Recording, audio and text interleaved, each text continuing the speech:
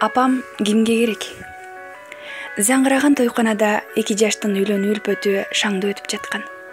Төрдөгү бийик секчеде тойдун күнөөкөрлөрү болушкан келин менен күйөө жигит бакыттын кучагында термелишип, жүздөрүнөн кубаныч төгүлүп турган эле. Ортодо күйөө жигиттин апасы кубанычына жетине албай, туугандары менен бийге түшүп бийлеп, кайра ары бери жүгүрүп, кудалары менен меймандарды жайгарып жүрдү. Бүгүн байкуш эненин бактысын сөз менен айтып жеткирүү кыйын болчу.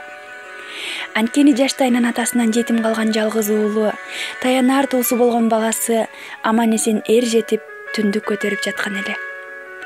Тойго келген баардык коноктор, тууган уруктар, ортодо күйпөлөктөп жүргөн апаны кезектешип куттуктап жатышты.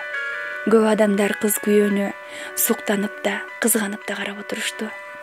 Бирок жаштарын ак басып жашына келип калган апаны тойдо бир адам жаман көрүп, жактырбай отурду. Ал келин эле. Ал акыры чыдабай кетти да, жанында кубанычтуу отурган күйөөсүнө башын жакындатып: "Жаным, апаңа барып бир ооз айтып койчу. Делдектеп ары бери жүгүрүп, бийге түшүп жыргабай бир жерде тынч отурсун. Менин төркүндөр, туугандарым, досторум эмне деп атышат болду экен? Эртең эле баары артымдан айтып шылдыңдашат. Апаң мени уят кылып атат. Эгер бир жерде тынч алып отура албаса, башка жерге жумшап жиберели. А бирибизди төгүп атат" деп жалбырап шыбырады. Жигит болочок келинчегин карап күлдү да, макул болгондой ордунан туруп, бийлеп жаткан элди көздөй жөнөдү. Күйөө жигиттин келе жатканын көргөн эл ортодо бийлеп жаткан апасын куттуктаганы келе жаткан экен деп жарданып карап калышты. Бирок жигит апасынын жанына токтобостон шыр өттү да ырчылар турган аянтчага жөнөдү. Ырчыларга жетип, жаңырып жаткан ырды токтоттуруп, тамаданын колунан үн таягын жулуп алды да залга ызырынып карап: "Апам кимге керек?" деп элге суроо берди да токтоп калды. Жаңы эле шаңга бөлөнүп турган чоң тойкананы өлүү жымжырттык каптады.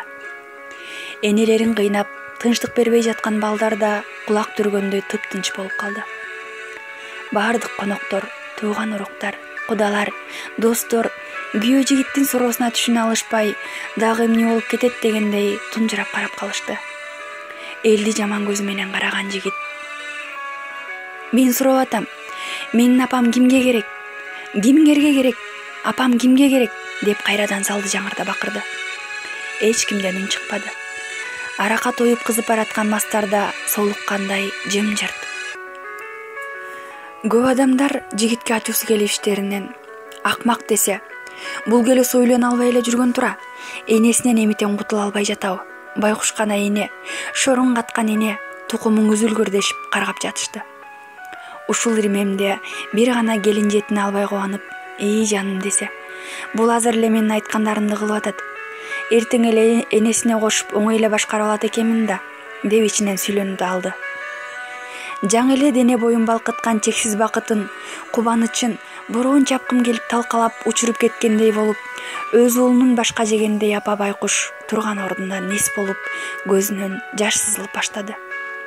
Элден айбыгып, канчалык жашырайын десе дагы болбостон, биринин артынан бирин түрткөн тентек тамчылар көзүнөн от болуп, арман болуп төгүлүп жатты. Өмүрүнүн жарыгы болгон, бүткүл жашоосун арнаган кара чечекей жалгыз уулунун өзүнөн баш тартып жаткандай кылыгы ичи ачышып ыйлап турду. Күйөө жигит жардана караган элди, бийик секеде колун булгалап кубанып отурган келинчегин жана элдин ортосунда заманасы курулуп, бечара болуп турган апакесин карады да: "Апам мага керек, апам мага керек" деп кыйкырды. Анан колундагы жаңы эле тагылган нике шакегин булкуп чечти да, келинди көздөй ыргытып: "Мен сага талак бердим" деп айтты да, апасына кучагын жайып, жетип кучактап, ыйлап, колунан жетелеген боюнча тойканадан кетмекчи болду. Эстерине келип түштөрүнөн ойгонгондой келиндин жакындары, туугандары ызы чуу салып күйөө жигитти жолунан туруп токтотмокчу болушту. Бирок үйлөнүп алган жигит эч кимисине баш бербей босоого жакындай берди. Акыры кыздын атасы жигитти токтотту да эмне болгонун түшүндүрүп берүүнү талап кылды. Жигит болгон окуяны баштан аяк түшүндүрүп айтып берди да туруп калды. Кыздын атасынын жүзү жаркып, ызылдаган туугандарын катуу айтып жаактарын басты да күйөө жигитти катуу кучактап: "Эх чиркин, Сендей уулду тарбиялаган апакеңе миң ирет алкыш айтып таазим кылам. Аттиң, сендей күйөө балам болгондо эч арманым болбосо эле. Бирок мендей кызына тарбия бере албаган жаман атаны кечир балам. Ак жолуң ачылсын деп жигитке ыраазы болуп, апасы экөөнө рахмат айтып, батасын берип өзү узатып жиберди.